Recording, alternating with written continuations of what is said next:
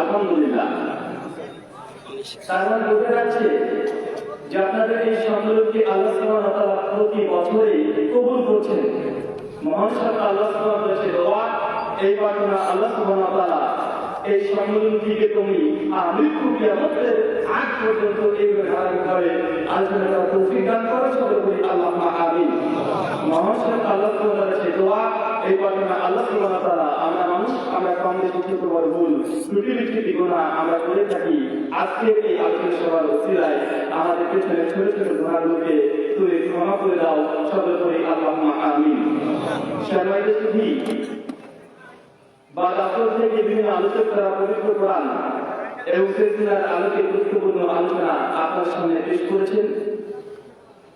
অবশেষে মহাসম্মেলনের অন্তিম লগ্নে আমরা উপস্থিত হয়েছি কিছু কথা পবিত্র কোরআন এবং সিলসিলার আলোকে রাখার জন্য আল্লাহ সুবহানাহু ওয়া তাআলার কাছে তৌফিক চাইছি, সকলে বলি আমিন। কি আলোচনা হবে ভাইজান? জি কি বললেন? সঠিক পদ্ধতিতে নামাজ। আপনারা কি যাচ্ছেন? কোরআনের মডার্ন সায়েন্স। এখন 180 ডিগ্রি উঠে গেছে, বাজেট থেকে সামনে পর্যন্ত।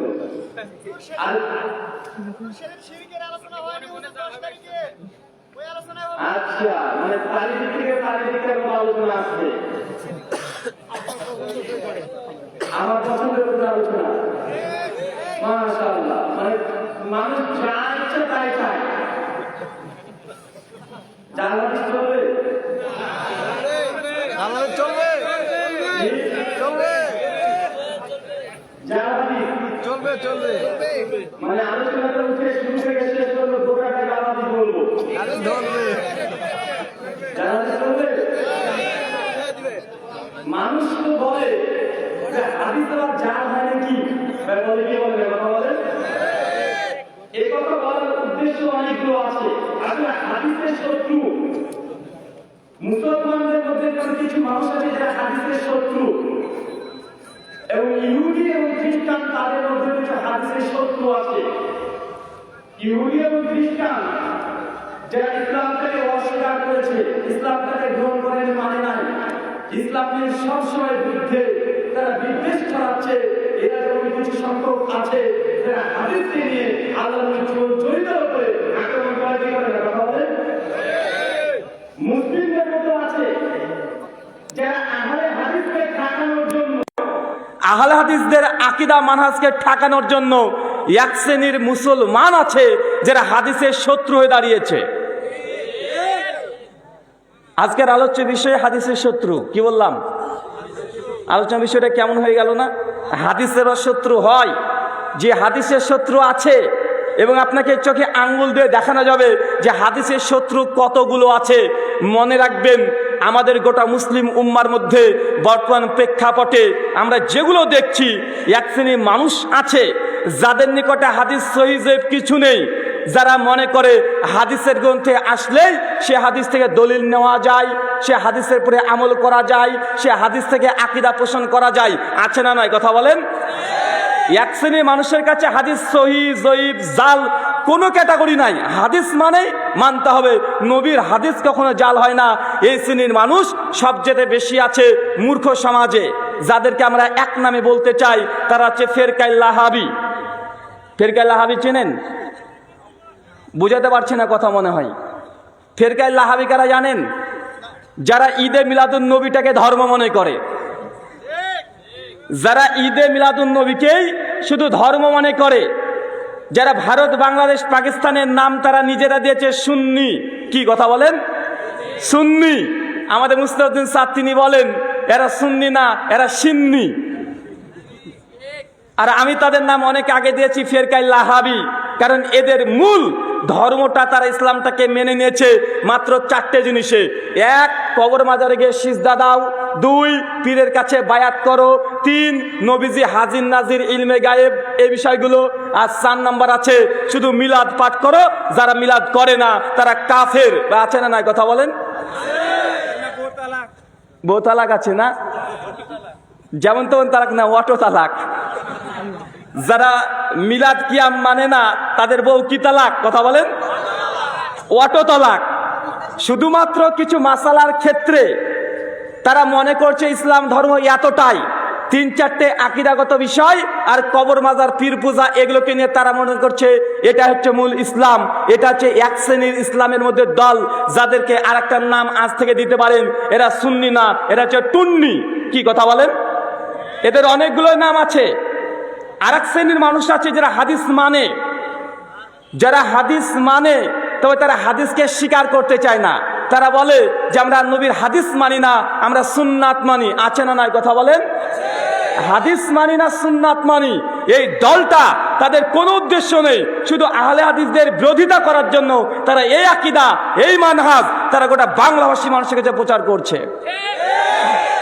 আর এক শ্রেণীর দল আছে, ওরা বলছে আমরা হাদিস মানি, তবে কোরআনের সঙ্গে সম্পৃক্ত হলে তবে আমরা মানি। মানে কোরআন যে হাদিসগুলোকে সমর্থন করে সেগুলোকে মানি, আর কোরআনের বিরুদ্ধে যদি কোনো হাদিস চলে যায় সেগুলোকে আমরা মানি না। এই দল গোটা বাংলাদেশে নয়, বাংলা ভাষী মানুষের মধ্যে এখন গজে উঠছে সবচেয়ে বেশি। আছে না নাই? কথা বলেন। আর এক শ্রেণীর দল আছে হাদিসের যারা শত্রু, মানে আপনাকে ক্যাটাগরি দেখাচ্ছি, হাদিসের যারা আরেক ধরনের শত্রু আছে, তারা বলে আমরা নবীর হাদিসই মানি না, মানে হাদিস শাস্ত্রকে পুরোটাকে অস্বীকার করছে। তাদেরকে বরঞ্চ তারা নিজেদেরকে দাবি করে আমরা আহলে কোরআন, আমরা কোরআনের অনুসারী, আমরা হাদিস মানি না। এবং তারা কোরআন রিসার্চ ফাউন্ডেশন নামে ঢাকাতে একটা সেন্টারও করেছে, 40 থেকে 45 খানা বই প্রকাশ করছে। তারা বলছে আমরা কোরআন মানি, হাদিস মানি না। আছে না নাই? কথা বলেন। তার মানে হাদিসের শত্রু নাই? হাদিসের শত্রু একদম চতুর্দিক থেকে আছে। কারণ ইহুদি এবং খ্রিস্টান তারা খুব ভালোভাবে জানে মুসলিম জাতিকে কখনো কোরআন থেকে সরানো সম্ভব নয়। কারণ যারা কোরআন মানে না, অর্থাৎ কোরআনের উপরে আমল করে না, কিন্তু কোনো মুসলমান যে কখনো নামাজ পড়ে না, রোজা করে না, হজ নাই, জাকাত নাই, আমল নাই, ইবাদত নাই, তার সামনে যদি কোরআনের বিরুদ্ধে একটা কথা বলেন, তার রক্ত একদম মাথা পর্যন্ত রক্ত উঠে পড়ে। কি বলে না? কথা বলেন। তাই ইহুদি খ্রিস্টানরা খুব ভালোভাবে লক্ষ্য করেছে মুসলমানকে কোরআন থেকে দূরে সরানো যাবে না, কোরআনের প্রতি আমল করবে না ঠিক, কিন্তু কোরআনের বিরুদ্ধে বিরূপ মন্তব্য করলে মুসলমান মেনে নিতে পারে না। কিন্তু ইসলামকে ধ্বংস কিভাবে করবে? ইসলামকে ধ্বংস করার জন্য আর একটা জিনিস আছে, সেটা নবী মুহাম্মদ রাসূলুল্লাহ সাল্লাল্লাহু আলাইহি ওয়াসাল্লাম তার আদর্শকে যদি দুনিয়া থেকে মিটিয়ে দেওয়া যায়, তাহলে তারা অটোমেটিকই মুসলিমদের মধ্যে একটা দল তৈরি করবে, আর ইসলামের 50% নয় 90% ধ্বংস করতে তারা খুব তাড়াতাড়ি সফল হবে। এই জন্য মানুষের সামনে প্রচার করছে হাদিস মানা যাবে না, মানতে হবে সুন্নাত। হাদিস মানবো ওটা যেটা কোরআনের সঙ্গে সম্পৃক্ত, হাদিস আমরা কোনোটাই মানি না। এইভাবে বিভিন্ন রকমের চোরাগুলো উন্মুক্ত করছে। আপনাদের বাংলাদেশে যেন আহলে কোরআন মসজিদের খতিব বক্তৃতা দিচ্ছে, নাম হচ্ছে মুজাম্মেল হক, নাম শুনেছেন? এবং তার আলোচনাটা ইউটিউবে খুব ভাইরাল হয়েছে। তিনি বলছেন আমরা হাদিস মানি না। কেন হাদিস মানি না জানেন? যুক্তি পেশ করেছে কয়েকটা, দেখাবো কয়েকটা যুক্তি। খণ্ডন দরকার আছে না নাই? আমি কিন্তু আলোচনা অন্য কিছু করি না, আমি সেই যুক্তি খণ্ডন করি। আমার কাজ হচ্ছে 3টা। এক, ইহুদি খ্রিস্টান নাস্তিক তারা যখন ইসলামের উপরে আক্রমণ করে, ইসলামকে ভুল প্রমাণ করার চেষ্টা করে, তখন আমি দলিল দিয়ে তাদেরকে আমি খণ্ডন করে থাকি, আমার এটাই কাজ। আর 2, যখন মানহাজে আহলে হাদিসদের বিরুদ্ধে, আহলে হাদিসদের আকীদা আমলের বিরুদ্ধে যখন বাতিলরা আঙুল তোলে, সেই সময় তাদের জবাব দিই, এটা আমার কাজ, এ ব্যতীত আমার কোনো ওয়াজ নাই। কথা কি আমার বুঝতে পারছেন? মানে 2 দিক থেকে আমি আলোচনা করি। আল্লাহ সুবহানাহু ওয়া তাআলা এই কথাগুলো বলার তৌফিক দান করো, সকলে পড়ি আল্লাহুম্মা আমিন। সম্মানিত দর্শক মণ্ডলী, তাদের একটা মূল যুক্তি, তারা বলছে সহিহ বুখারীতে একটা হাদিস আছে কিতাবুত তাহারাতে, হাদিস নাম্বার 247, নবী মূসা আলাইহিস সালাম একটা ঘটনা আছে। কোন নবীর কথা বলেন? নবী মূসা আলাইহিস সালামের। আহলে কোরআনদের দাবি যে বুখারী শরীফে নবী মূসাকে ইমাম বুখারী ন্যাংটা করে ছেড়ে দিয়েছে। নাউজুবিল্লাহ মিন জালিক। কেন? ওরা বলছে বুখারী 247 নম্বর হাদিসে আছে নবী মূসা আলাইহিস সালামের একদিন তিনি গোসল করতে ঢুকেছেন, তার পরনে যে পোশাক ছিল পোশাকটা খুলে একটা পাথরের উপরে রেখেছে। কিসের উপরে? কথা বলেন। একটা পাথরের উপরে। গোসল করে ফিরে এসে দেখছে মুসা ইসলামের সে পোশাকটা নেই, পাথরটা নিয়ে দৌড়তে শুরু করেছে, পাথর নিয়ে পালিয়ে যাচ্ছে।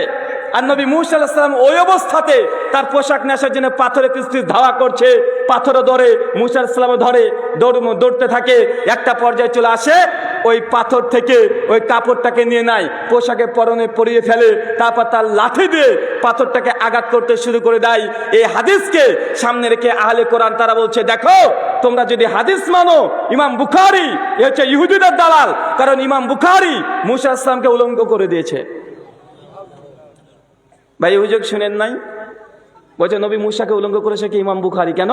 ইমাম বুখারী হাদিস নিয়ে এসেছে বুখারীতে, এটা ইমাম বুখারীর বানানো হাদিস, এটা নবীর হাদিস নয়। নবী মুসা আলাইহিস সালাম এইভাবে উলঙ্গ হয়ে দৌড়তে পারে না, এটা তাদের যুক্তি, তাদের বিবেকে কোলাচ্ছে না। আমি জবাব ভাই দেব, আমার জবাব antivenom, tit for tat. কারণ যে যেটা দিয়ে বুঝে তাকে সেটা দিয়ে বুঝাতে হবে, হবে কি হবে না কথা বলেন? আমি তো বলি ভাইজান, তুমি যে আহলে কোরআন নিজেকে দাবি করছো, কোরআন মানার দাবি করছো, যদি তোমার এ যুক্তি ঠিক হয়, মুসা ইসলামের ঘটনা হাদিসে যেটা আছে এটা যদি বুদ্ধিতে বিবেকে না কোলায়, তাহলে আল্লাহকে কি বলবা? ইমাম বুখারীকে দোষারোপ করে বুখারীর সহিহ হাদিসকে তুমি অস্বীকার করছো, তো আল্লাহকে কি বলবা? আল্লাহ তো শুধু নবীকে নয়, নবীর স্ত্রীকেও উলঙ্গ করে ছেড়ে দিয়েছে। কোথায়? সূরা বাকারা খোলেন, সূরা নম্বর 2 আয়াত নাম্বার 28 থেকে 40 পড়েন, সূরা তাহা আয়াত নাম্বার 119 থেকে 125 পড়েন, সূরা আরাফ আয়াত নাম্বার 70 থেকে 76 পড়েন। নবী আদম আলাইহিস সালামের ঘটনা আছে না নাই? নবী আদম আলাইহিস সালাম যখন ভুল করলেন, ওই ফলটাকে খেয়ে ফেললেন, তারপর আল্লাহ সুবহানাহু ওয়া তাআলা নবী আদমকে আর হাওয়া আলাইহিস সালামকে উলঙ্গ করে ছেড়েছে কি ছাড়ে নাই? কথা বলেন। তো আল্লাহ তো শুধু পুরুষ মানুষকে নয়, আল্লাহ তো পৃথিবীর প্রথম মানুষকে উলঙ্গ করে দিয়েছে এবং মেয়ে মানুষকেও তথা আম্মা হাওয়া আলাইহিস সালামকে উলঙ্গ করে ছেড়েছে। এখন তুমি এই আয়াতকে মানো কিভাবে? ইমাম বুখারী রাহিমাহুল্লাহ সহিহ সনদে, একদম মুত্তাসিল সনদ, যার মধ্যে বিন্দু পরিমাণ সন্দেহ করার জায়গা নাই, মুতাওয়াতির পর্যায়ে হাদিসটা বর্ণনা হয়েছে। শুধু ইমাম বুখারী নয়, এই হাদিস অনেকগুলো গ্রন্থে অনেকজন মুহাদ্দিস তারা সংকলন করেছে। আর তাদের অভিযোগ, এই হাদিস এটা সহি হতে পারে না, কেননা মুসা আলাইহিস সালামকে উলঙ্গ করে দিয়েছে। আরে ভাই, কোরআনে আল্লাহ আদমকে উলঙ্গ করেছে, আম্মা হাওয়াকে উলঙ্গ করেছে, এটা তোমার বিবেকে ধরছে কিভাবে? আর একটা অভিযোগ, সহিহ বুখারীর উপরে যা অভিযোগ আছে, আহলে কোরআনরা যত অভিযোগ করেছে ঠিক তার দ্বিগুণ আমাদের হানাফি ভাইরা অভিযোগ করেছে। সহিহ বুখারীর বিরুদ্ধে বই পর্যন্ত রচনা করেছে ইমাম বুখারী সহিহ বুখারীর উপরে। এরা আহলে কোরআন না, হানাফিরা রচনা করেছে। আহলে কোরআনদের আরেকটা দাবি, যে সহিহ বুখারীর মধ্যে আছে যে কোনো এক সময় বানি ইসরায়েলের দুজন বাদর চেনেন? বাদর কি বলেন আপনারা? বাদরিতে বলেন নাকি? দুইজন বানর, তারা জেনা করছিল। কি করছিল কথা বলেন? জেনা করছিল। এই দুইজন বানর যখন জেনা করছিল, ঠিক এমতো পরিস্থিতিতে আরেকজন বানর এসে তাকে ইট ঢেল পাথর দিয়ে মারতে মেরে ফেলেছে। মানে এটা ব্যভিচারের শাস্তি। কি কথা বলেন? ব্যভিচারের শাস্তি হচ্ছে তাকে হত্যা করতে হবে। তো দুটা বানর একসঙ্গে জেনা করছিল, তৃতীয় একটা বানর এসে তাদের উপরে রজমের এই হদ জারি করেছে। মানে তৃতীয় একটা বানর এসে মারতে তাদেরকে মেরে ফেলেছে। আহলে কোরআন মুজাম্মিল হক তিনি দাবি করে বলছে, দেখো হাদিস এটা কিভাবে বিশ্বাস করা যায় যে বাদরে জেনা করেছে আর বাদর নাকি রজম করছে? এটা কি বিবেকে ধরে? এটা তো বুদ্ধিতে কোলায়? এটা কি কোনোভাবে এটাকে মেনে নেওয়া যায়? ভাই অভিযোগ শুনেছেন কি শুনেন নাই? অনেকেই শুনেছেন, আর আমাদেরকে সবই শুনতে হয়। কেননা কারোর মধ্যে একটু সংশয় হলে হোয়াটসঅ্যাপে মেসেজ পাঠিয়েছে, ভাই এটার জবাব কি হবে?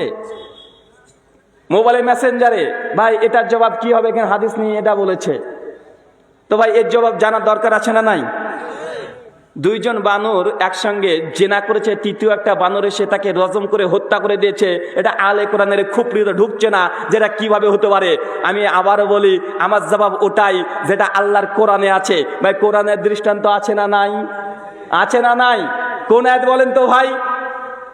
নবী আদম আলাইহিস সালামের আবারও ঘটনা, সূরা মাইদা আয়াত নাম্বার 25 থেকে 29 পর্যন্ত পড়েন।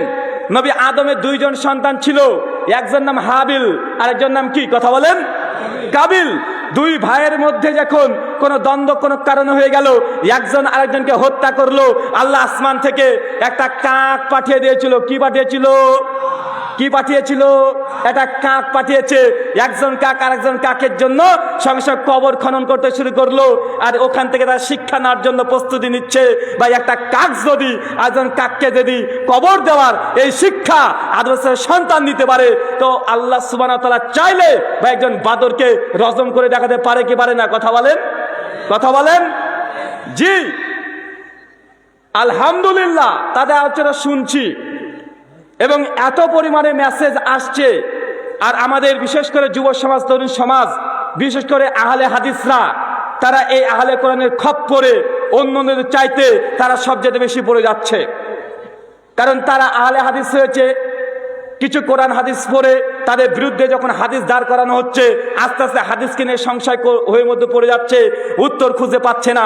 কারণ পড়াশোনা আর করে নাই, ওই নামাজের কয়েকটা হাদিস পড়ে নিয়েছে, রোজার কয়েকটা হাদিস পড়ে নিয়েছে, মাযহাব তাকলিদ সম্পর্কে জেনে নিয়েছে, আর কিছু জানার দরকার নেই। এর বাইরে যখন এই হাদিস তাকে পেশ করছে, জবাব দিতে পারছে না, তার ভেতরে জবাব নেই, ও ভাবছে এই হাদিস তাহলে সত্যিই জাল। এই জন্য অনেকেই আহলে কোরআন হয়ে যাচ্ছে, হাদিসের মধ্যে সংশয় ঢুকে দিচ্ছে। ভাই, এই ঘটনার আর একটা জবাব।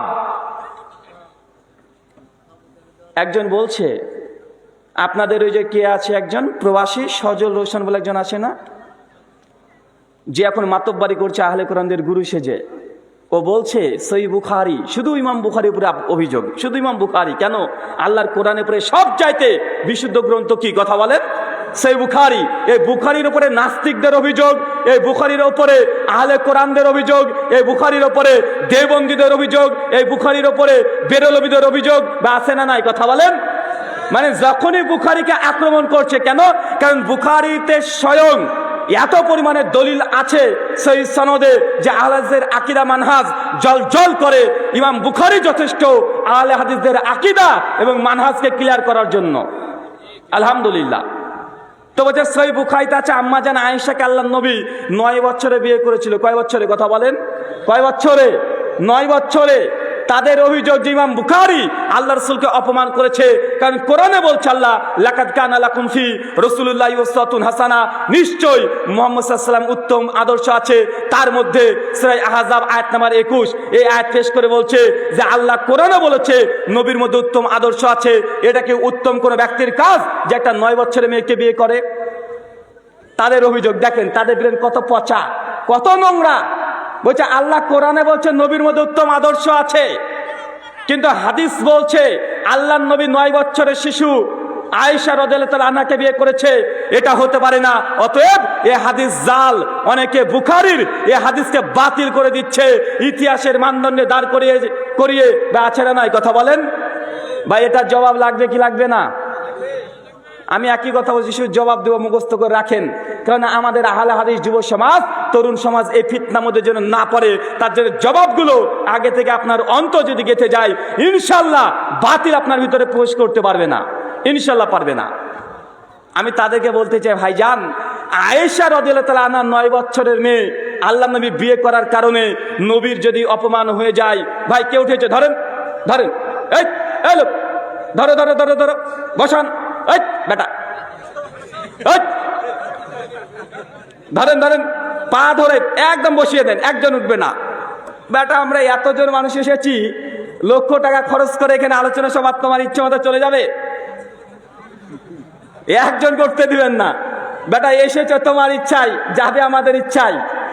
সুন্নাতি দেওয়া হবে, তারপরে উঠবেন না? এখনই উঠবেন? কথা বলেন। আর এখনই যদি একজন উঠে, এখনই ওয়ামা আলাইনা পড়ে দিয়ে কিন্তু চলে যাব, আমাদের কোনো সমস্যা নেই, আমরা উপস্থিত হয়ে গেছি। আল্লাহ সুবহানাহু ওয়া তাআলা সবাইকে ধৈর্য ধারণ করার তৌফিক দান করো, সকলে বলি আল্লাহুম্মা আমিন। সম্মানিত দর্শক মণ্ডলী, আহলে কোরআনদের আরো একটা অভিযোগ যে হাদিসে আল্লাহ নবীকে অপমান করা হয়েছে, কারণ 9 বছরের মেয়েকে বিয়ে করেছে আল্লাহর নবী। এটা হতে পারে না, এটা আদর্শবান ব্যক্তির কাজ হতে পারে না। ভাই, আপনার কাছে আবারও প্রশ্ন, এটা যদি হাদিস অস্বীকার করার আপনার যুক্তি হয়, তাহলে আল্লাহর কোরআনকে আপনি কি বলবেন? 9 বছর কি 7 থেকে 8 বছরের মেয়ে, যার বিয়ে হয়নি, আল্লাহ তার কোলে সন্তান তুলে দিয়েছে। কে? জি, মারিয়াম আলাইহিস সালাম। সূরা মারিয়াম খুলে দেখেন, সূরা আলে ইমরান খুলে দেখেন। ইহুদিদের মাথায় সেই সময় ঢুকে নাই, ইহুদিরাও বুঝতে পারে নাই যেটা কুমারী মায়ের গর্ভে কিভাবে সন্তান চলে আসে। মারিয়ামকে অভিযোগ করে দিচ্ছে ইহুদিরা বলছে মারিয়ামের বিয়ে হয়নি, কোনো মানুষ তাকে স্পর্শ করেনি, তার সন্তান হলো কিভাবে? নিঃসন্দেহে মারিয়াম কোন কাঠমিস্ত্রির সঙ্গে জেনা করে নবী ঈসাকে জন্ম দিয়েছে। 2000 বছর ধরে, 3000 বছর ধরে তারা এই আকীদা লালন করে আসছে ইহুদিরা, যে মারিয়াম জেনা করে নবী ঈসাকে জন্ম দিয়েছে। কারণ তাদের খুপরিতে ঢুকে নাই যে আল্লাহর আদেশে মারিয়াম আলাইহিস সালামের গর্ভে একটা সন্তান এসেছিল। মারিয়ামের শেষে বয়স কত ছিল? কোরআন হাদিসে নাই। কি বললাম? কোরআন হাদিসে নাই। আমি যেহেতু বাইবেলেরও ছাত্র, তাই ইহুদিদের যে বাইবেল, যেটা ওল্ড টেস্টামেন্ট, যেটাকে তানাক তওরা বলা হয়, তওরা 2 ভাগে বিভক্ত, একটা ওরাল তওরা, একটা রিটেন তওরা। দুটো তওরাকে একসঙ্গে বলা হয় তালমুদ। তালমুদের প্রথমে ভূমিকাতে লিখে রেখেছে মারিয়াম আলাইহিস সালামের সঙ্গে যখন তার সন্তান চলে আসে গর্ভে, সেই সময় মারিয়ামের বয়স ছিল 7 থেকে 8। কত কথা বলেন? মারিয়ামের বয়স কত ছিল? 7 থেকে 8। তো মারিয়ামের যদি 7 থেকে 8 বছর বয়সেই মারিয়ামকে যদি আল্লাহ কোলে একটা সন্তান তুলে দিতে পারে, বিয়ে ব্যতীত কোনো পুরুষের স্পর্শ ছাড়া, তো আল্লাহ নবীকে আল্লাহ স্বয়ং যদি বিয়ের অনুমতি আমাদের আয়েশার সঙ্গে দিতে চান, ভাই এটা নিয়ে কোনো অভিযোগ করার প্রয়োজন আছে? জি, ইহুদিরা যেমন বুঝতে পারে নাই, ঠিক আজকেও এক শ্রেণীর আহলে কোরআন দাবিদার আসে, তারা আহলে কোরআন নয়, তারা কোরআনও বুঝে না, হাদিস তো অনেক দূরের কথা। যদি কোরআনে আয়াতগুলো পড়তো বা অভিযোগ করার এই দুঃসাহসিকতা দেখাতে পারতো, কখনো পারতো না। এই জন্য ইমাম হাজম রাহিমাহুল্লাহ তারা মুহাল্লার মধ্যে তিনি সেই সময় লিখে গেছেন, যারা কোরআন মানার দাবিদার, যারা হাদিসকে অস্বীকার করেছে, তারা কাফের, কেননা তারা পরোক্ষভাবে কোরআনকে অস্বীকার করে। এটা পরিষ্কার। আপনারা অনেকেই মনে করেন এটা কোরআনের বিরুদ্ধে চলেছে, মানবো না। আরে বেটা, কোরআন কোন মুখ দিয়ে বের হয়েছে? কোরআন আল্লাহকে আসমান থেকে ফেলে দিয়েছে? কোরআন এই মুখ মুহাম্মদ সাল্লাল্লাহু আলাইহি ওয়াসাল্লামের মুখ দিয়ে বের হয়েছে। হাদিস কোন মুখ দিয়ে বের হয়েছে? কথা বলেন। হাদিসের নবীর মুখ দিয়ে বের হয়েছে। অনেকে অভিযোগ করছে, দেখো আমরা কোরআন মানি, কারণ কোরআনকে আল্লাহ হেফাজত করবে বলেছে, হাদিসকে হেফাজত করবে এ কথা আল্লাহ বলে নাই। বা অভিযোগ আছে না নাই? আল্লাহ কোরআনকে হেফাজত করবে, কোরআনে কোথায় লেখা আছে? জি আছে। সূরা হিজর আয়াত নাম্বার 9, ইন্না নাহানু নাযালনা যিকরা ওয়া ইল্লা লাহু হাফিজুন। আমি এই জিকির অবতীর্ণ করেছি, এটাকে আমি সংরক্ষণ করব। আল্লাহ জিকির অবতীর্ণ করেছে। জিকির বলতে কোরআন। আহলে কোরআন তোমাকে কে বলেছে? আল্লাহ কে বলছে কোরআনকে আমি সংরক্ষণ করব না জিকির? কথা বলেন। জিকিরকে সংরক্ষণ করব। জিকির তো আল্লাহ তাওরাতের জন্য ব্যবহার করেছে। সূরা মাইদা 40-46 নম্বর আয়াত পড়বেন। তাওরাতকে আল্লাহ জিকির বলেছে। ইহুদি খ্রিস্টানরা এই আয়াতকে পেশ করে বলছে, দেখো আল্লাহ কোরআনে বলেছে জিকিরকে সংরক্ষণ করব। তো তাওরাত তো জিকির, তাওরাত অবশ্যই সংরক্ষিত আছে। তার মানে বোঝা যাচ্ছে তাদের এই বুঝ সঠিক নয়। অবশ্যই আল্লাহ যে জিকির অবতীর্ণ করেছে, কোরআন অবশ্যই বিন্দু পরিমাণে সন্দেহ নেই। অবশ্যই মুহাম্মদ সাল্লাল্লাহু আলাইহি ওয়াসাল্লামের যে ওহী, যেটা ওহী গায়ের মাতলু, এটাকে আল্লাহ সংরক্ষণ করবেন কি করবেন না? কথা বলেন। এটাকেও সংরক্ষণ করবেন। যদি সংরক্ষণ না করে, কোরআনের অজস্র আয়াত আছে, যেসব আয়াতে বারবার আল্লাহ বলছে ইয়া আইয়ুহাল্লাযীনা আমানু, হে বিশ্বাসীগণ, আতিউল্লাহ, আল্লাহর আনুগত্য করো, ওয়াতি রসুল, রসুলের অনুসরণ করো। যদি নবীর হাদিসই না থাকে, আল্লাহ নবীর অনুগত্য অনুসরণ কিভাবে করবেন? কোরআনে আল্লাহ নবীর ব্যাপারে কিছু আলোচনা আছে, মাত্র 4 বার মোহাম্মদ নাম আছে, 1 বার আহমদ নাম আছে, তার ডিটেল কোনো কিছু বর্ণনা হয় নাই। আল্লাহ কোরআন মাজিদে শুধু ইয়া আইয়ুহাল্লাযীনা আমানু, ইয়া আইয়ুহান নাস এই শব্দ দিয়ে মানুষ জাতিকে আল্লাহ উদ্দেশ্য করে আদেশ, উপদেশ, নির্দেশ, হারাম হালাল এগুলো বর্ণনা করেছে। কোরআন থেকে হালাল হারাম এগুলো বুঝলাম, কিন্তু নবীর যে আনুগত্য করতে হবে এটা কিভাবে বুঝবেন? এখন যেটা হাদিসই না মানে, বলছে হাদিসই মানা যাবে না, মানে নবীর মুখের একটা কথা কোরআন মানবে, নবীর যে মুখ দিয়ে হাদিস বলেছে ওটা মানবে না। মানে এরা কত বড় মাথা মোটা, যার উপরে কোরআন অবতীর্ণ হলো তাকে মানার দরকার নাই, তা তুমি যেটা বুঝেছো সেটা আমরা কেন মানবো? কথা কি বোঝা যায় না ভাইজান? আল্লাহ নবীর উপরে কোরআন অবতীর্ণ হয়েছে, কার উপরে? আল্লাহ নবীর ওপরে। তিনি কোরআন পড়ে যেটা বুঝেছে, তারা বলছে এই ব্যাখ্যা মানার দরকার নেই, মুহাম্মদ সাল্লাল্লাহু আলাইহি ওয়াসাল্লামের ব্যাখ্যা মানার দরকার নেই, বরং ওই মাতব্বারি করে ও যে কোরআন বুঝে, কোরআনকে পড়ে যা বুঝেছে ওই বুঝটা আমাদেরকে মানতে বলছে। ভাই বিবেকবান ব্যক্তি এই কথা মেনে নিতে পারে? কখনোই পারি না। সম্মানিত দর্শক মণ্ডলী, আপনাদের কাছে শুধু উদ্দেশ্য এটাই যে হাদিসের শত্রু অনেক দিক থেকে আছে। আর একটা অভিযোগ আছে হাদিসের উপরে, কি? হাদিস তো 200 বছর পরে এসেছে। হাদিস 200 বছর পরে এসেছে। ইমাম বুখারী হাদিস রচনা করেছে, তো হাদিস মানার দরকার নেই। ভাই, এই আলোচনা এই জন্য করছি, আমাদের মানহাজ হচ্ছে আহলুল হাদিস সালাফি মানহাজ। আমাদের নামের সঙ্গে হাদিস যুক্ত আছে না নাই? তাই কেউ যদি হাদিসের উপরে অভিযোগ করে, আশা করেন না কেউ জবাব দিবে। আহলে হাদিসদেরকেই তাদের এই বিরুদ্ধে যত রকমের হাদিসের বিরুদ্ধে অভিযোগ আছে, দায়িত্বকার জবাব দেওয়ার কথা বলেন কাদের? বেদাতিরা দেবে। ওরা পারলে তো ওই হাদিসকে জবাই করে। ওরা নবীজির লক্ষ লক্ষ হাদিসকে জবাই করেছে। কারণ হাদিসের উপর অভিযোগ করলে আহলে হাদিসকে জবাব দিতে হবে। আহলে হাদিসরাই জবাব দেয়, বা জবাব দেওয়া দরকার আছে না নাই? কারণ বেদাতিরা অনেক হাদিসকে অস্বীকার করে শুধু মাযহাবের দোহাই দিয়ে। আহলে কোরআনরা হাদিসকে অস্বীকার করে কোরআনের দোহাই দিয়ে। শিয়ারা হাদিসকে অস্বীকার করে তাদের 12 ইমামের দোহাই দিয়ে। মানে সকলে হাদিসকে অস্বীকার করছে। আহলে হাদিস এমন একটা দল যে হাদিসের বিরুদ্ধে কেউ কখনো কোন সময় যদি অভিযোগ করে, তারা পাল্টা জবাব দিয়ে যেগুলো সহিহ হাদিস সেগুলোকে আলাদা করে দিয়েছে, যে জয়ীফ জাল সেগুলোকে আলাদা করেছে কি করে নাই? আল্লামা নাসিরউদ্দিন আলবানীর জ্বলন্ত মুজিজা, যখন হাদিসের মধ্যে জল জৈব ঢুকে মানুষের মধ্যে একাকার করে ফেলেছে, মুজাদ্দের নাম নিয়ে ইমাম গাজ্জালি রাহিমাহুল্লাহ তার বিভিন্ন বইয়ে লক্ষ লক্ষ হাজার হাজার জাল হাদিস যখন ঢুকে গিয়েছে, আলবানী রাহিমাহুল্লাহ তার বইগুলো ঘেটে ঘেটে আলাদা সিলসিলা জাইফা বা রচনা করেছে কি করে নাই? এটা আহলে হাদিসদেরকে করতে হবে। তাই নবীর হাদিসের বিরুদ্ধে যত অভিযোগ আসবে আমাদের জবাব দেওয়া দরকার আছে না বেদাতিরা জবাব দেবে? কে দেবে? কথা বলেন। আপনাকে জবাব দিতে হবে, অবশ্যই আপনাকে জবাব দিতে হবে। ইমাম সুফিয়ান সাউরি রাহিমাহুল্লাহ আল মুতাফা 166 হিজরি, সেই আজ থেকে 1400-1300 বছর আগে বলে গেছে যে আসমানে যতগুলো আসমানে যা আছে সমস্ত কিছুকে রক্ষণাবেক্ষণ করার জন্য আল্লাহ নিযুক্ত করে রেখেছেন ফেরেশতাকে। আর এই জমিনে আল্লাহ নবীর সুন্নাতকে, ইসলামকে জীবন্ত রাখার জন্য, বিশুদ্ধ রাখার জন্য আল্লাহ সুবহানাহু ওয়া তাআলা যাদেরকে নিযুক্ত করেছেন তা হচ্ছে মুহাদ্দিসগণ, তা হচ্ছে আহলে হাদিসগণ। কারা? কথা বলেন। ইসলামের যদি বিশুদ্ধ দেখতে চান বেদাতিদের কাছে পাবেন? কথা বলেন। কেউ আছে কবর মাজার নিয়ে ব্যস্ত আছে, ওটাই ধর্ম। কে বলছে 3 চিল্লা দাও জান্নাতে টুক করে ঢুকে পড়ো, আছে না নাই? আর কেউ আছে আমার পীরের কাছে মুরিদ হও, আমার পীর একদম জান্নাতে নিয়ে চলে যাবে একদম নৌকা নিয়ে। কেউ আছে যে না না এসব কিছু করার দরকার নেই, আমার খানকাতে চলে আসো, আমি তোমাদেরকে এমন এমন তাবিজ দেব যে তাবিজ পড়বা, অন্ধকারে হা হু করে জিকির করবা, তাহলে তুমি জান্নাত চলে যাবা। বা আছে না নাই? কথা বলেন। আছে। তাই আমরা বলি আমাদেরকে জবাব দিতে হবে। যারা অভিযোগ করছে যে হাদিস লেখা হয়েছে 200 বছর পর, ভাই এই অভিযোগ সঠিক নয়। হাদিস কেমন 200 বছর আগে লেখা হয় নাই, 200 বছর পরে লেখা হয় নাই। এখানে একটা সুহাঙ্করে ফাঁকি আছে, বা জানার দরকার আছে না নাই? আচ্ছা, আপনাকে যে ছোট্ট একটা প্রশ্ন, আল্লাহ নবী ইন্তেকাল মৃত্যুবরণ করেছে কত হিজরি? 11 হিজরি। কত হিজরি? আল বিদায়া ওয়ান নিহায়া প্রথম খণ্ড 67 পৃষ্ঠা। আল্লাহ নবী মৃত্যুবরণ করে 11 হিজরি। সমস্ত সাহাবীদের প্রজন্ম কত হিজরি পর্যন্ত ছিল? সাহাবীরা জীবিত প্রায় 110 হিজরি। মুখস্থ কত হিজরি? কত হিজরি? 110 হিজরি।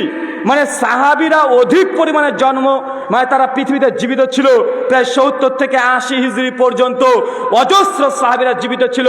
সর্বশেষ সাহাবী যিনি মৃত্যুবরণ করেছেন, মতান্তর আছে, আবু তুফাইল, যিনি 110 হিজরিতে মৃত্যুবরণ করে। তার মানে বোঝা গেল সাহাবীদের পিরিয়ড 110 হিজরি পর্যন্ত। কত হিজরি? যারা আহলে কোরআন তারা বলছে ইমাম বুখারী হাদিস প্রথম তৈরি করেছে। জি না, ইমাম বুখারী জন্মগ্রহণ করছে 194 হিজরি, মৃত্যুবরণ কত? মৃত্যু কত? 256 হিজরি। তারা বলছে ইমাম বুখারী প্রথম হাদিস সংকলন করেছে। এই তথ্যটা ডাহা মিথ্যা কথা। ইমাম বুখারী প্রথম নয়, ইমাম বুখারীর আগেও ইমাম মালিক মুয়াত্তা মালিক লিখেছে কি লিখে নাই? লিখেছে কি লিখে নাই? মুয়াত্তা মালিক আপনারা পড়েছেন কি পড়েন নাই? ইসলামিক ফাউন্ডেশন থেকে অনুবাদ হয়েছে কি হয় নাই? পৃথিবীর সমস্ত ভাষাতে মোটামুটি মুয়াত্তা মালিক অনুবাদও হয়ে গেছে। ইমাম মালিক জন্মগ্রহণ করে 79 হিজরি, 93 হিজরি, মৃত্যুবরণ করে 179 হিজরি। ভাই এবার পয়েন্ট টু বি নোটেড, এতটুকু বুঝে নেন ইমাম মালিক লিখছেন কত হিজরিতে? মুয়াত্তা মালিক, তার জন্ম 93, মৃত্যু 179। সাহাবিদের জন্ম কত, মৃত্যু কত হয়েছিল সর্বশেষ? 110। কত? 110। তো হাদিস বর্ণনা কারা করেছে? সাহাবিরা করেছে তো নাকি? কারা করেছে? সাহাবিরা করেছে। তো ইমাম মালিক তিনি 93 জন্ম, 179তে মৃত্যু, আর সাহাবিদের পিরিয়ড চলছে 110 হিজরি পর্যন্ত। তো হাদিসকে 200 বছর পরে লেখা হয়েছে না সাহাবিদের জন্ম থেকেই তাদের সময় পর্যন্ত মধ্যে হাদিস লেখা শুরু হয়ে গেছে? কথা বলেন, এই কথাটা মাথায় ঢোকে না? ওরা ইমাম বুখারীর জন্ম নিয়ে বলছে যে ইমাম বুখারী মানে হাদিস প্রথম রচনা করেছে। এই মাথা মোটা পাগলগুলো এটাও বুঝে না ইমাম বুখারীর উস্তাদ ছিল ইমাম আবু বকর ইবনে আবি শাইবা, বিখ্যাত গ্রন্থ যার নাম মুসান্নাফ ইবনে আবি শাইবা। নাম শোনেন নাই? মুসান্নাফ ইবনে আবি শাইবার নাম শুনেন নাই? 234 হিজরিতে লেখকের মৃত্যু। ইমাম বুখারীর উস্তাদ প্রায় 40,000 হাদিস রচনা করেছে। আরে বেটা, ইমাম বুখারীকে দিয়ে হাদিস তুমি গণনা কেন করছো? এটা এক ধরনের সিটিংবাজি। ইমাম বুখারী উস্তাদও তো হাদিসের গ্রন্থ রচনা করেছে। মুসান্নাফ ইবনে আবি শাইবা, মুসান্নাফ আব্দুর রাজ্জাক, মুসনাদে হুমায়দি, ভাই এবার সবগুলো ইমাম বুখারী উস্তাদের নাম। কার কথা বলেন? ইমাম হুমায়দি ইমাম বুখারী উস্তাদ। মুসনাদে হুমায়দি পৃথিবীতে বিদ্যমান আছে। মুসান্নাফ আব্দুর রাজ্জাক 40,000 হাদিস আছে। মুসান্নাফ ইবনে আবি শাইবা প্রায় 40,000 হাদিস আছে। তো ইমাম বুখারীকে দিয়ে কেন গণনা করা হচ্ছে? কারণ এটা দিয়ে মুসলমানের মধ্যে সংশয় তৈরি করে দেওয়া। দেখো ইমাম বুখারী 200 হিজরির মানুষ, আল্লাহ রাসূল মৃত্যুবরণ করেছে 10 হিজরিতে, অতএব 200 বছর পর হাদিস রচনা করা হয়েছে। এই তথ্য ডাহা মিথ্যা কথা। বরং সাহাবীরাও হাদিস রচনা করেছে, সাহাবীরা নিজেরা হাদিস লিখতেন।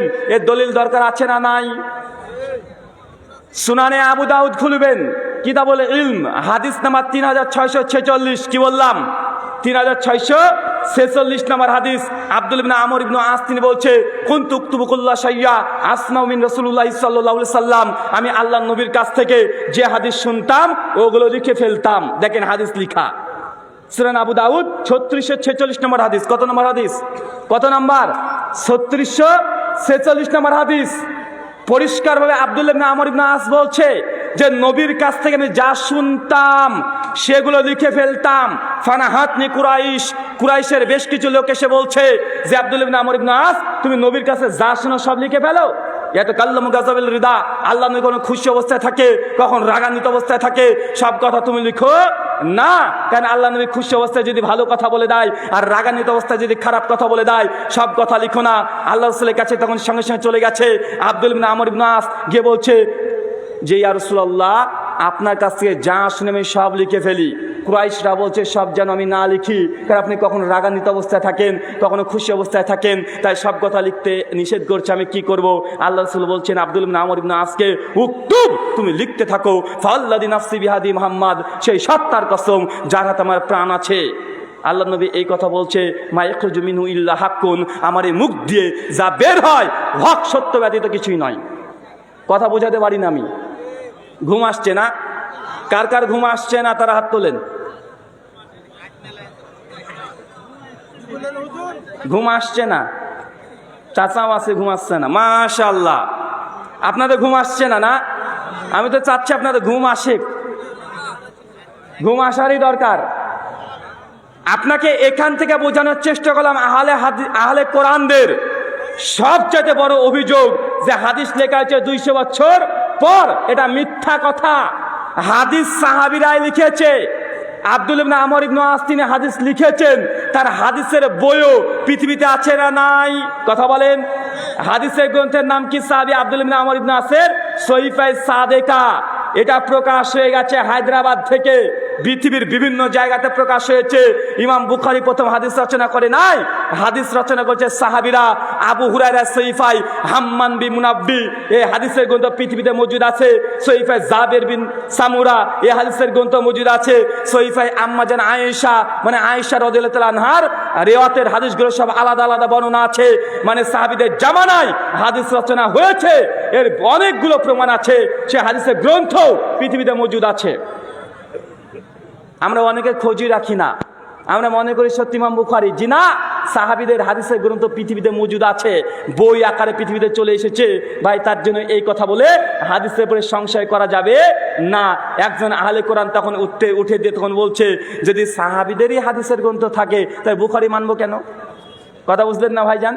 বলছে সাহাবীদের যদি হাদিসের গ্রন্থ থাকে তো বুখারী মানার দরকার কি, মুসলিম মানার দরকার কি, বুখারীকে এত অথেন্টিক গ্রন্থ বলার দরকার কি?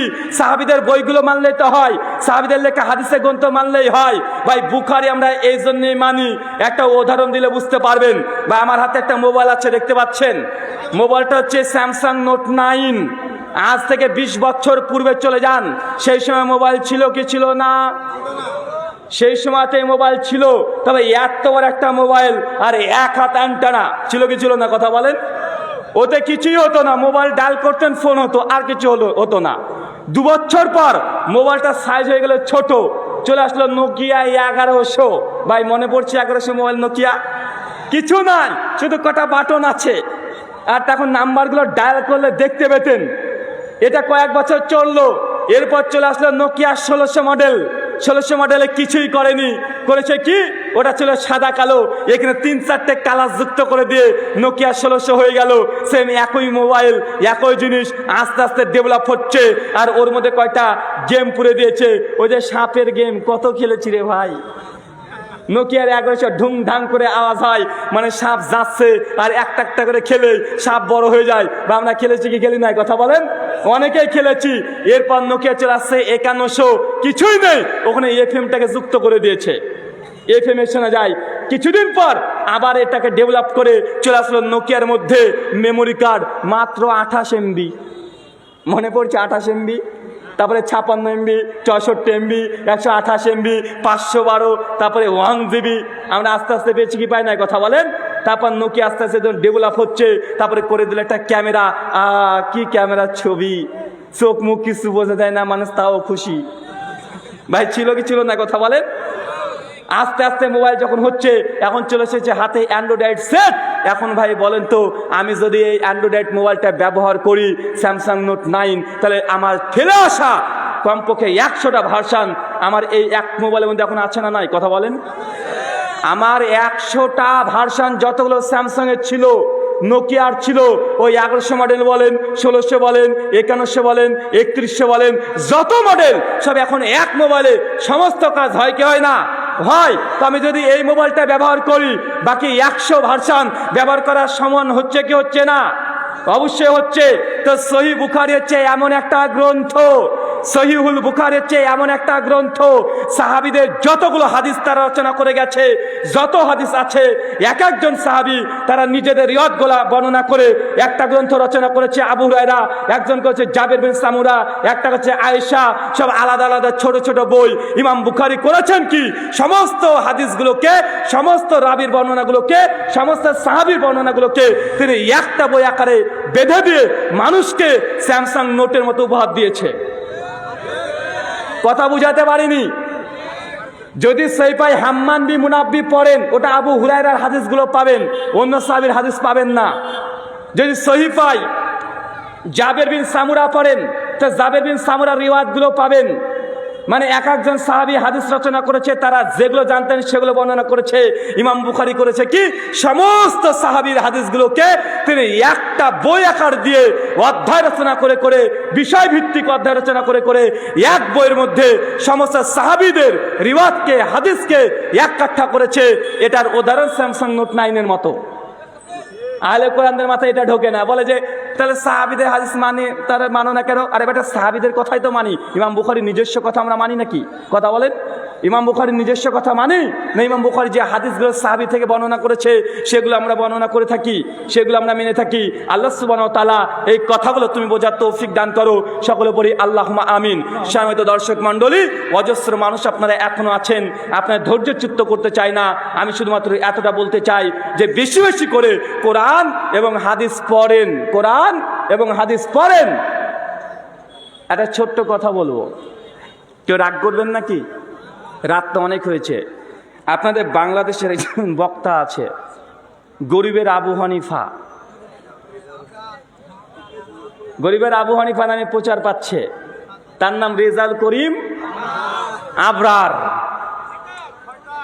তিনি আমাদের শেখ মুজাফফর বিন মহসিন হাফিজাহুল্লাহর বইকে নিয়ে পর্যালোচনা করেছে, আপনারা দেখেন নাই? দেখেছেন?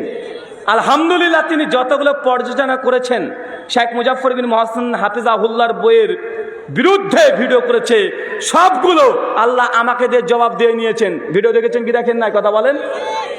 ও রাস্তা রাস্তা চিৎকার মেরে বলছে যে আহলে হাদিস শেখদেরকে চ্যালেঞ্জ, মুজাফফর বিন মহসিনকে চ্যালেঞ্জ, ওই শেখকে চ্যালেঞ্জ, ওই শেখকে চ্যালেঞ্জ করে যাচ্ছে। আমরা তো আজ থেকে 5 বছর আগে বলে এসেছি, আহলে হাদিসদের কোনো শেখদের তাদের সঙ্গে বাহাস করা, মুনাজারা করা, তাদের ভিডিওর জবাব দেওয়া জরুরত নেই। আমাদের মতো সাধারণ আহলে হাদিসের 3 নম্বর শ্রেণীর জেনারেল ছাত্ররা যথেষ্ট। তাই মুজাফফর বিন মহসিন হাফিজুল্লাহর বইয়ের তারা জবাব দিচ্ছে ভিডিও করে, আমরা পাল্টা জবাব দিয়েছি। আলহামদুলিল্লাহ, এখন পর্যন্ত একটা ভিডিওর জবাব আসে নাই, আলহামদুলিল্লাহ। এবং দেখিয়েছি মুজাফফর বিন মহসিন হাফিজুল্লাহ ভুল করে নাই, বরং রিজাকুলের আবরার সে বড় বড় চিটিংবাজি করেছে। কিছুদিন আগে আমার এই ভাই আবু আসি ভাই, তার সঙ্গে আলোচনা করছিলাম গত বছর 3 থেকে 4 মাস আগে যে রেজাউল করিম আবরারের কোনো বই আছে না নাই। তো তদন্ত করতে করতে করতে হঠাৎ পেয়ে গেলাম তারও একটা নামাজ শিক্ষা পরে বই আছে। আমি দ্রুত বইটা ভাইকে বললাম আপনি কিনে ফেলেন। বইটা ভাই কিনে ফেলেছিল। আলহামদুলিল্লাহ, বইটা শুধুমাত্র 1 সপ্তাহ 8টা-10টা দিন পড়েছি তার বই। আমি সঙ্গে বইটা নিয়ে এসেছি। তার বইয়ের নাম হচ্ছে আপনি কিভাবে নামাজ পড়বেন, মুফতি রেজাউল করিম আবরার, গরিবের তাকি উসমানী, গরিবের আবু হানিফা। আচ্ছা, তুমি বেটা গরিবের আবু হানিফা না, তুমি সিটিংবাজ আবরার। তুমি এই বই যতগুলো সিটিংবাজি করেছো, আর তুমি যে ভাষায় আহলে হাদিস শেখদেরকে অপমান অপদস্থ করে ভিডিও তুমি তৈরি করো, এগুলো জবাব দিতে গেলে অনেকগুলো জবাব দেওয়া যায়। আমি শুধুমাত্র তার বইটা নিয়ে 10টা ভিডিও করেছি, আপনারা ইউটিউব থেকে দেখে নেবেন। তার বইয়ের মধ্যে যেগুলো হাদিস নয়, সে নবীর হাদিস নামে অনেকগুলো চালিয়ে দিয়েছে। আমি কয়েকটা দৃষ্টান্ত দিয়েছি। বা আমরা আহলে হাদিসরা কত রাকাত তারাবি পড়ি? 8 রাকাত। আমাদের 8 রাকাত তারাবির দলিল কোথায়? সহিহ বুখারী 2013 নম্বর হাদিস, কিতাবুস সালাতুত তারাবি, ইমাম বুখারী বাব রচনা করে দিয়েছে। আমাদের আয়েশা রাদিয়াল্লাহু তাআলা আনহা হাদিস বর্ণনা করেছেন যে রমাদান ওলাফি গয়রিহি আলা 11 রাকা, আল্লাহ নবী রমজান মাস এবং রমজান মাস ব্যতীত 11 রাকাতের বেশি তিনি পড়তেন না। এটা তারাবির হাদিস তিনি বর্ণনা করেছেন। ইমাম বুখারী তিনি অধ্যায় রচনা করেছেন কিতাবুস সালাতুত তারাবি। হানাফি ভাইরা যারা 20 রাকাত তারাবি পড়ে, তাদের 20 রাকাতের দলিল নাই, বুখারীতে নাই। চ্যালেঞ্জ করলাম, বুখারী থেকে একটা দলিল দেখাতে পারবে না। শুধু বুখারী বলছেন, মুসলিম থেকে দেখাতে পারবে না, আবু দাউদে নাই, তিরমিজিতে নাই, ইবনে মাজায় নাই, নাসাইতে নাই। এমনকি হাদিসের এনসাইক্লোপিডিয়া বলা হয় মিশকাত শরীফ, মিশকাতের মধ্যেও 20 রাকাত তারাবির একটা হাদিস নাই। তবে 20 রাকাতের হাদিস সেই বুখারী, মুসলিম, আবু দাউদ, তিরমিজি, ইবনে মাজাহ, নাসাই আছে না নাই? কথা বলেন। যেটা আমরা একটু আগে পেশ করেছি, মুয়াত্তা মালিকের মধ্যে 8 রাকাত তারাবির কথা এসেছে। ওমর বিন খাত্তাব তিনি 11 রাকাত তারাবির নির্দেশ দিয়েছিলেন। উবাই বিন কাব তামিম দারিকে মুয়াত্তা মালিকের 249 নম্বর হাদিস, মিশকাতের মধ্যে 1302 নম্বরে হাদিসটা এসেছে। যখন এরা দেখতে পাচ্ছে যে 20 রাকাতের হাদিস তাদের এই মাসুর গ্রন্থগুলোতে নাই, তখন 20 রাকাত তারাবির হাদিস স্বয়ং রেজাউল করিম আবরার জাল করেছে। কি করেছে? কথা বলেন। জাল করেছে। দেখাবো। ইউটিউবার ভাই উঠেন, আপনাদের কাজ আছে। তার বই আপনি কিভাবে নামাজ পড়ছেন, আপনি কিভাবে নামাজ পড়বেন, লেখক রেজাউল করিম আবরার অনুবাদ করেছে, সম্পাদন এবং সংযোজন করেছেন। তার বইয়ের 208 নম্বর পৃষ্ঠা। কত নম্বর পৃষ্ঠা? কত নম্বর পৃষ্ঠা? 208 নম্বর পৃষ্ঠা। 20 রাকাত তারাবির দলিল এই 6টা সহিহ গ্রন্থ থেকে, সুনান আরবা সহ সহিহাইন থেকে দিতে না পারার কারণে রেজাউল করিম আবরার সিটিংবাজ, তিনি একটা সরাসরি হাদিসকে জাল তৈরি করে দিয়েছে। এই দেখেন সেই হাদিস, তার বইয়ের 208 নম্বর পৃষ্ঠা, পৃষ্ঠা নাম্বার 384, পৃষ্ঠা নাম্বার 384, হাদিস নাম্বার 384, পৃষ্ঠা নাম্বার 208। হাদিসটা পড়বো, যারা আছে জুম করে নিক আগে, কারণ এটা ইউটিউবে যাবে। আর বুকে যদি দম থাকে আমার এই ভিডিওর জবাব যেন একটা বাক্য খুলেও। বেটা তুমি কাকে বলো দাজ্জাল? তুমি চিটিংবাজ, তুমি আমাদের শাইখদেরকে বলছো যে আব্দুর রাজ্জাক এই ভুল করেছে, মুজাফফর বিন মুহসিন এই ভুল করেছে। বেটা তোমার বই যে জাল তৈরি করেছে তুমি হাদিস। দর্শক মন্ডলী, এমন হাদিসকে জাল করেছে ভাবতে অবাক লাগে। আল হাদিসের বাচ্চার কাছে এই হাদিস জালগুলো চোখে চলে আসে। দেখেন একটা হাদিস নকল করেছে হযরত হাসান রাহিমাহুল্লাহ থেকে বর্ণনা, ওমর ইবনে খাত্তাব লোকেদের উবাই বিন কাবের ইমামতিতে একত্রিত করলেন আর তিনি 20 রাকাত তারাবি পড়াতেন। কত রাকাত কথা বলেন? 20 রাকাত। ফুটনোটে লিখেছে 463 নম্বর ফুটনোট। লেখার পরে এখানে বলছে সুনান আবু দাউদ হাদিস নাম্বার 1429। কত বলেন? বলছে ওমর বিন খাত্তাব রাদিয়াল্লাহু তাআলা আনহু উবাই বিন কাবকে আদেশ করেছিলেন তারাবির রাকাত পড়াতে, আর উবাই বিন কাব 20 রাকাত তারাবি পড়তেন। দলিল দিয়েছে আবু দাউদ 1429 নম্বর হাদিস। চিটিংবাজ আবরার, এই হাদিস আবু দাউদেই নাই, এই হাদিস আবু দাউদেই নাই। আপনাদের কাছে ইসলামিক ফাউন্ডেশন আবু দাউদ আছে, এখনই 1429 এখনই সার্চ করেন, এখনই দেখে নেন। বৈরত প্রকাশনী আবু দাউদ আছে, এখনই খুলে এখনই দেখে নেন। মাকতাবায়ে শামিলার মধ্যে আবু দাউদ আছে বেশ 3-4টা নুসখা, ওখানেও নেই 20 রাকাত তারাবির কথা নেই। শাইখ শুআয়ব আরনাউত হানাফিদের বড় মুহাক্কিক, তার সুনান আবু দাউদের নুসখা প্রকাশ হয়ে গেছে, তার মধ্যেও 1429 নম্বর হাদিসে হাসান থেকে 20 রাকাত তারাবির কথা নেই। আসলে হাদিসটা ছিল কি জানেন? আবু দাউদ খুলেন এখনই পেয়ে যাবেন। এখানে আছে ইসাল্লি লাহুম ইশরিনা লাইলাতান, মানে ওমর বিন খাত্তাব উবাই বিন কাবকে তারাবির আদেশ দিয়েছিলেন। উবাই বিন কাব 20 রাত্রি নামাজ পড়েছে। কত রাত্রি কথা বলেন? 20 রাত্রি। ইশরিনা লাইলাতান, লাইলা মানে কি? লাইল মানে কি? রাত। তো ইশরিনা লাইলাতান মানে 20 রাত্রি উবাই বিন কাব তারাবির নামাজ পড়েছে। এখন লাইলাতান এই শব্দ কাট করে রেজাল করিম আবরা সিটিং বাস ও করে দিয়েছে রাকাতান, মানে 20 রাকাত নামাজ পড়েছে। দলিল দিয়েছে সুনান আবু দাউদ। ও সব সময় বলে যে আমার দাদা উস্তাদ এই, আমার দাদা উস্তাদ এই তাহকিক করেছে, এই তালিক করেছে। শেখ শুআয়ব আরনাউত গোটা বিশ্ব জগতের মধ্যে সব চাইতে আলবানির চাইতেও নাকি শ্রেষ্ঠ মুহাদ্দিস। আমি রেজাল করিম আবরারকে চ্যালেঞ্জ করলাম, আবু দাউদ শুআয়ব আরনাউতের তাহকিক তালিক সহ আছে, তার আবু দাউদ খুলে দেখেন। ওই আবু দাউদের মধ্যেও ইশরিনা লাইলাতান আছে, 20 রাত্রি নামাজ পড়েছে। কিন্তু সিটিং বাজ করে দিল 20 রাকাত নামাজ পড়েছে। ভাই এরা নাকি আবার আহলে হাদিসদের ভুল ধরতে আসে। হাদিসকে জাল করেছে বেটা তুমি, হাদিসকে জাল করে আবার মুজাফফর বিন মুহসিনের উপরে কত অভিযোগ, কত রকমের ভাষা খারাপ করে তারা কথা বলছে। আর একটা হাদিস দেখাবো যে হাদিস জাল করেছে, নির্ভেজাল জাল। চ্যালেঞ্জ করতে পারেন রেজাল করিম আবরার যদি দম থাকে বুকে, আমার সঙ্গে 5টা মিনিট বসে দেখুকো।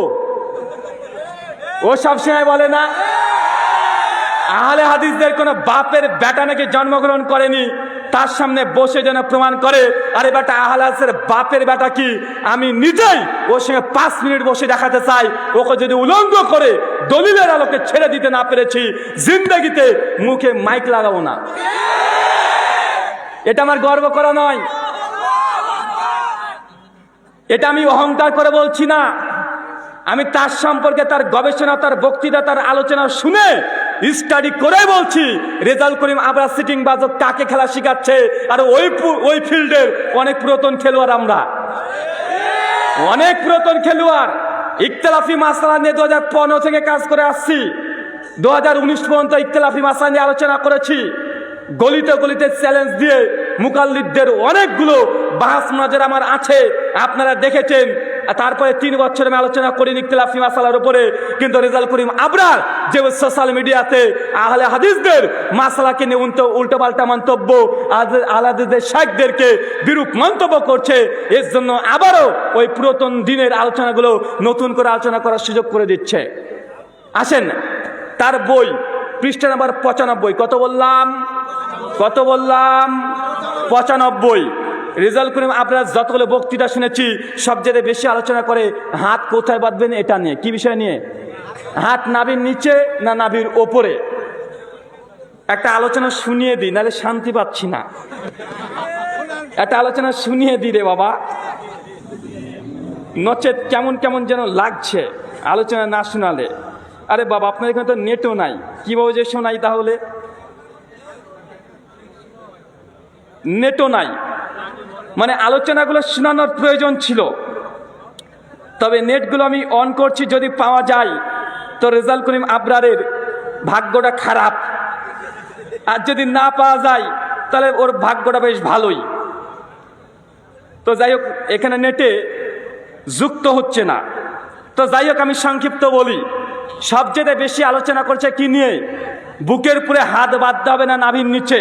কিছুদিন আগে কখনো এইভাবে, কখনো এইভাবে, কখনো এইভাবে আলসে হাত বাঁধে। ভাই দেখিয়েছি কি? দেখাই না, কথা বলে। ওই বক্তৃতার মধ্যে বলেছে যে আহলে হাদিসের কোনো ব্যক্তি যদি দেখে দিতে পারে বুকের উপরে হাত বাঁধা কোনো এক সাহাবী হাত বেঁধেছে, তা নাকি সে আহলে হাদিস হয়ে যাবে। সত্যি যদি আমরা তুমি চিটিংবাজ না হয়ে থাকো, আমরা দলিল একাধিকবার দিয়ে দিয়েছি। ইমাম মুনজিরির কিতাবুল আউসাত থেকে 2য় খণ্ডের মধ্যে আলী বিন আবি তালেবের আমল বর্ণনা আছে। সাহাবী আলী বিন আবি তালেব তিনি আলা সাদরিহি বুকের উপরে হাত বেঁধে নামাজ পড়তেন। আমি এর আগেও দেখিয়েছি। এখন পর্যন্ত আহলে হাদিস হয়নি, তাকে চিটিংবাজ ছাড়া কি বলবেন? ও দেখতে চেয়েছে একজন সাহাবীর। আমি আলী বিন আবি তালেবের আমল দেখিয়েছি, সহিহ সনদে দেখিয়েছি। হয় এই হাদিসকে জাল প্রমাণ করো, জয়ীফ প্রমাণ করো, নচেত তুমি যেমন কথা বলেছো তুমি আহলে হাদিস হয়ে যাবে, তো আহলে হাদিস হয়ে যাও, বুকের উপরে হাত বেঁধে নামাজ পড়ো। এটা খুব কঠিন কাজ না, তোমার বউ বুকের উপরে হাত বেঁধে নামাজ পড়ে। ও বলছে আহলে হাদিসের কোনো বাপের বেটা নাকি জন্মগ্রহণ করে নিজের সঙ্গে বসতে পারবে আর ওর মাসালাকে ভুল প্রমাণ করবে। আরে ভাই, বাপের বেটা কি? আমি জবাব কালকেও বলেছিলাম যে বাপের বেটা দরকার নেই। তোমার বাপ একটা জন্ম দিয়েছে, তোমার যে বোন আছে, তোমার বোন তোমার মাসালাকে ভুল প্রমাণ করে দিয়েছে। মানে এই জবাবটা বুঝতে পারিনি মনে হলো। আমার সূরা ফাতিহা শুদ্ধ হয় না। আমি রেজাউল করিম আবরার সহ গোটা হানাফিদেরকে বলবো, যারা আমার ফাতিহা নিয়ে, আব্দুর রাজ্জাক ফাতিহা পারে না পড়তে সঠিকভাবে, ব্রাদার রাহুল পারে না, ঘুরে ফিরে ওই গর্তে পা দেয়, আমি তাকে আরবি মাকতুতান পড়তে দেবো 1 পৃষ্ঠা। যদি বাপের বেটা হয়ে থাকে আমার সামনে 1 পৃষ্ঠা মাকতুতান আরবি পড়বে। মাকতুতান আরবি বুঝেন? মানে ইমাম বুখারী সহিহ বুখারী নিজের হাতে লেখা, জাবাজের পেজ তো দূরে কথা, নুকতাও নাই। কথা বুঝেন নাই ভাইজান? তাফসিরে জারির ইবনে তাবারি, ইমাম তাবারি যখন আরবিতে তাফসির তাবারি লিখেছিল, জাবাজের পেজ তো দূরের কথা, নুকতাই নাই। কোনটা সিন কোনটা শিন আপনি বুঝতে পারবে না। 1 পৃষ্ঠা পড়ে দেখাও। কিছুদিন আগে আমার সঙ্গে একজন হানাফি মুকাল্লিদ, আমার ফেস টু ফেস জানতে চাই জনতা প্রোগ্রাম করছিলাম, একজন উঠে চলেছে আমাকে, আমি আরবি পড়েছি, একটা হাদিসের ইবারত পড়েছি, আমার ইবারতের মধ্যে একটু ভুল হয়েছে, ওটার পিছনে দৌড়তে শুরু করেছে।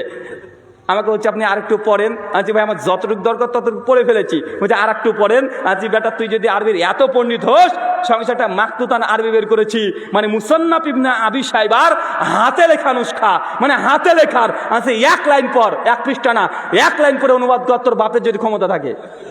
ও বেটা ওখানেই কাত।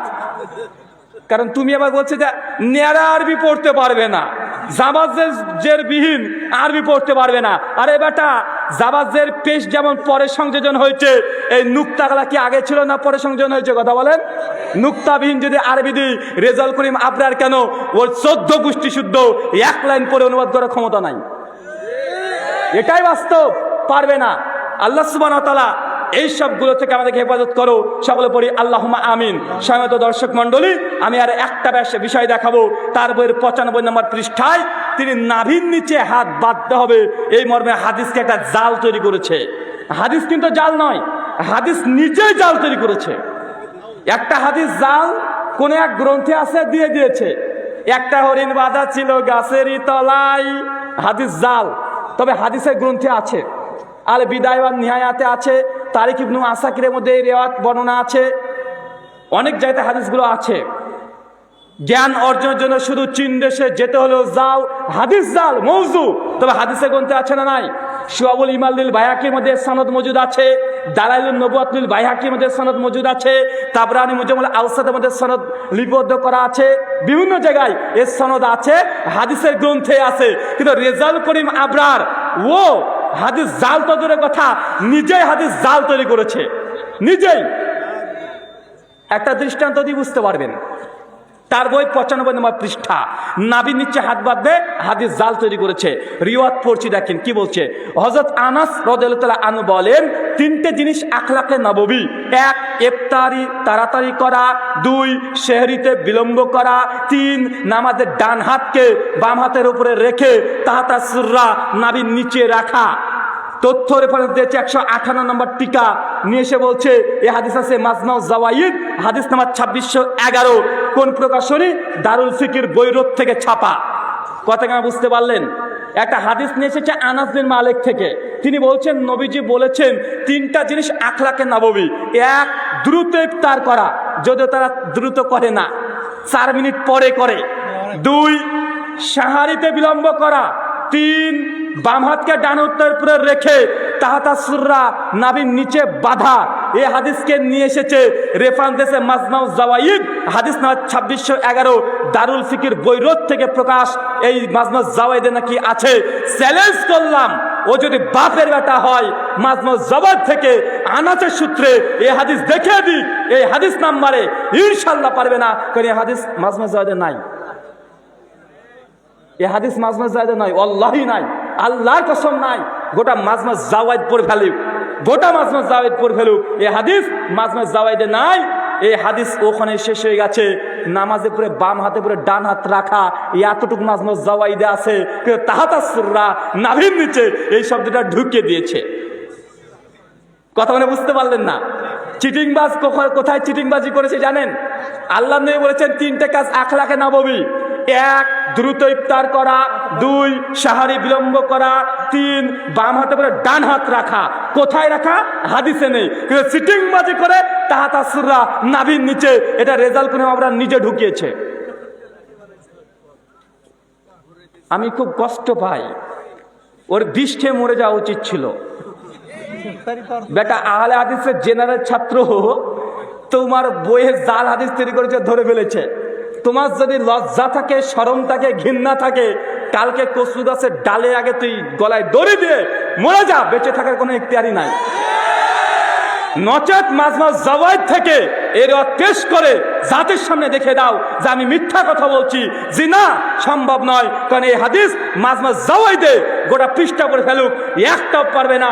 যদি পারে মাজমাউ জাওয়াইদের সমপরিমাণ আমি তাকে সোনা উপহার দিয়ে যাব। কথা বুঝতে পারলেন না? মাজমাউ জাওয়াইদ এক সাইডে রাখবো দাড়ি আটকারাতে, আর এক সাইডে সোনা রেখে দেবো। যত ওজন হবে হাদিসের গ্রন্থের ততগুলো সোনা দেবো। যদিও নাই, তবে ও পারবে না, এটা আমি নিশ্চিত। তো নাকি ও পারবে না এটা নিশ্চিত? এই জন্য তাকে চ্যালেঞ্জ করেছি। ওয়াল্লাহি এই হাদিস টাটকা জাল তৈরি করেছে। সত্যি যদি বাপের বেটা হয়ে থাকে, ওর ভাষাটাই বললাম, ও যেভাবে বলে তুমি মাজমাউ জাওয়াইদ থেকে হাদিস দেখে দাও। মানুষ মনে করছে যে দেখো আমাদের আবরার গরিবের তাকি উসমানী, শুধু এই হাদিসে আছে, এই হাদিস এই লেখক এত সালে মৃত্যু, এভাবে বলে দিয়ে প্রকাশনীর নাম নিয়ে ডাহা মিথ্যা কথা লিখেছে। আল্লাহ সুবহানাহু ওয়া তাআলা তুমি তাকে হেদায়েত দান করো, সকলে পড়ি আল্লাহুম্মা আমিন। সম্মানিত দর্শক মণ্ডলী, আমি এই জন্য বলেছিলাম যে আমার সঙ্গে বিশেষ করে ইখতিলাফি মাসালা নিয়ে তারা বসতে চায় না। তার মূল কারণ যে তাদের এই বইগুলোতে কোথায় কোথায় জালিয়াতি আছে। এগুলো আলহামদুলিল্লাহ গবেষণা আমাদের কমপ্লিট আছে। আমাদের শেখ যারা আছে তাদের বই পড়ার প্রয়োজনই মনে করে না।